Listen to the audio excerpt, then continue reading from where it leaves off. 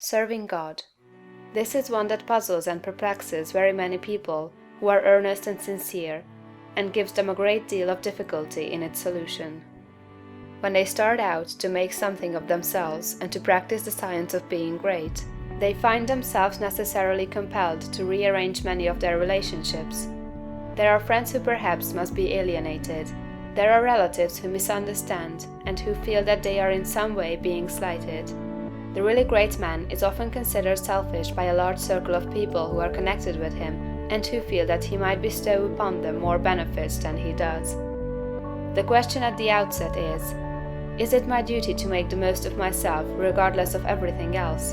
Or shall I wait until I can do so without any friction or without causing loss to anyone? This is the question of duty to self versus duty to others. One's duty to the world has been thoroughly discussed in the preceding pages, and I give some consideration now to the idea of duty to God. An immense number of people have a great deal of uncertainty, not to say anxiety, as to what they ought to do for God. The amount of work and service that is done for Him in these United States in the way of church work and so on is enormous.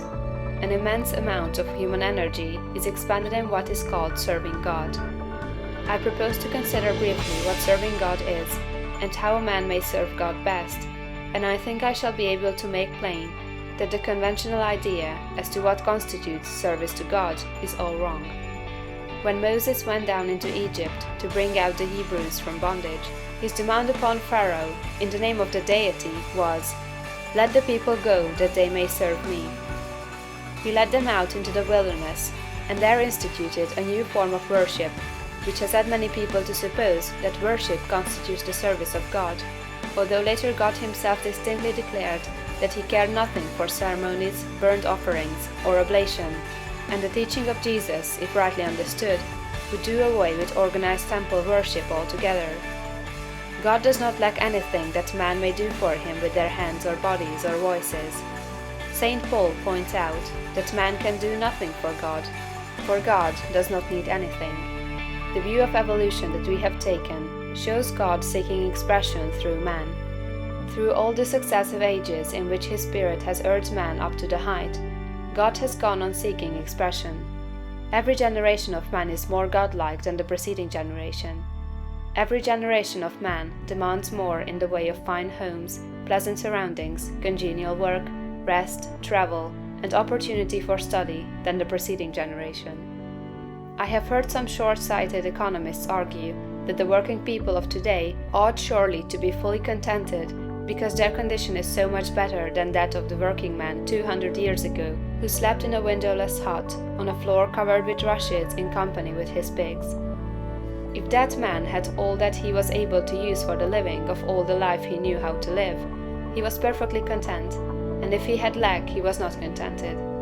The man of today has a comfortable home and very many things, indeed, that were unknown a short period back in the past, and if he has all that he can use for the living of all the life he can imagine, he will be content. But he is not content. God has lifted the race so far that any common man can picture a better and more desirable life than he is able to live under existing conditions.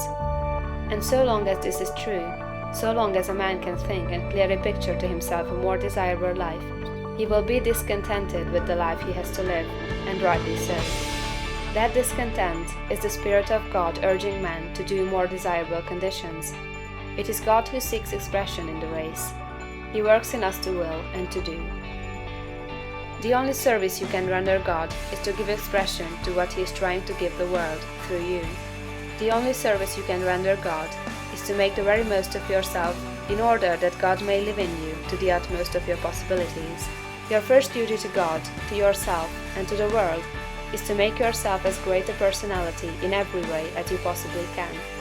And that, it seems to me, disposes of the question of duty.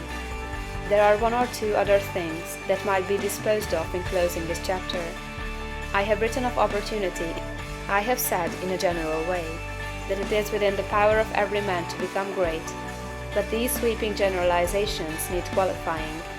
There are men who have such materialistic minds that they are absolutely incapable of comprehending the philosophy set forth There is a great mass of men and women who have lived and worked until they are practically incapable of thought along these lines, and they cannot receive the message.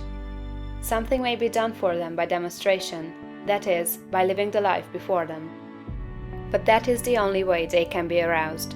The world needs demonstration more than it needs teaching. For this mass of people, our duty is to become as great in personality as possible, in order that they may see and desire to do likewise. It is our duty to make ourselves great for their sakes, so that we may help prepare the world, that the next generation shall have better conditions for thought. One other point. I am frequently written to by people who wish to make something of themselves and to move out into the world, but who are hampered by home ties, having others more or less dependent upon them, whom they fear would suffer if left alone. In general, I advise such people to move out fearlessly, and to make the most of themselves. If there is a loss at home, it will be only temporary and apparent, for in a little while, if you follow the leading of spirit, you will be able to take better care of your dependents than you have ever done before.